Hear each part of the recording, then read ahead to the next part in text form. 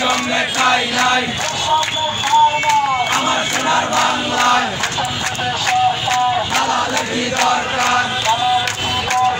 বেতন দেবে সরকার দালালের কি দরকার